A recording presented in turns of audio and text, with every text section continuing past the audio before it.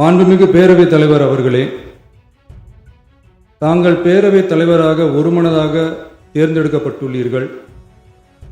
தங்களை இந்த ஆசனத்தில் மாண்புமிகு பேரவை முன்னவரும் எதிர்க்கட்சி தலைவரும் தங்களுடைய கரங்களை பிடித்து அழைத்து சென்று அமர வைத்தார்கள்.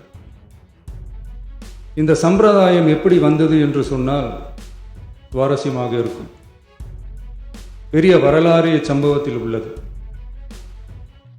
இங்கிலாந்து நாட்டில் உள்ள பாராளுமன்ற நடைமுறைகளை போன்றதே நம்முடைய பாராளுமன்ற நடைமுறைகளும். மன்னராட்சி இருந்த காலத்திலேயே அங்க பாராளுமன்றம் இயங்கியுள்ளது.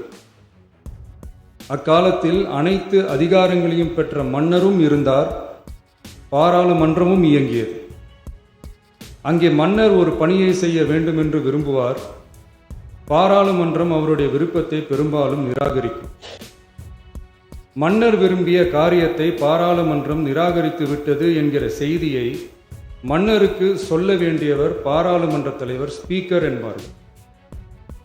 பாராளுமன்றத்தின் கருத்தை மன்னரிடம் சொல்ல வேண்டியவர் ஸ்பீக்கர். அதற்கு துணிவு வேண்டும். சில பணிகளை செய்வதற்குத்தான் பாராளுமன்றத்தின் அனுமதி வேண்டுமே தவிர அந்த ராஜ்யத்தில் உள்ள எந்த பிரஜைக்கும் மரண தண்டனை விதிக்கும் அதிகாரம் மன்னருக்கு உண்டு. தான் விரும்பியதை பாராளுமன்றம் நிராகரித்து விட்டது என்று சொல்லும் ஸ்பீக்கருக்கு மரண தண்டனை விதிக்கும்படி ஆணையிடுவார். தலையை வெட்டி விடுங்கள் என்று ஆணையிடுவார்கள். இது பலமுறை நடந்ததால் யாருமே இந்த ஸ்பீக்கர் பதவிக்கு வர விரும்ப மாட்டார்கள். எனவே புதிதாக பாராளுமன்றம் அமையும் போது ஸ்பீக்கர் பதவிக்கு ஒருவர் அறிவிக்கப்பட்டவுடன் அவர் உடனே தலை தப்பித்தால் போதும் என்று ஓட்டம் பிடிப்பார்.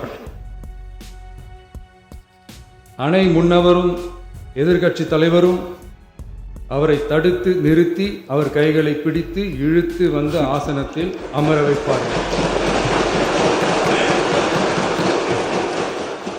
இதுதான் அந்த காலத்தில் இருந்து வந்த மரபு. ஜனநாயக முறை ஏற்பட்ட பிறகும் இம்மரபு தொடர்கிறது. நிச்சயமாக தமிழக வெற்றி கழக உறுப்பினர்கள் அனைவருமே உங்களுக்கு உதவிகரமாகவே இருப்பார்கள் என்கிற வாக்குறுதியை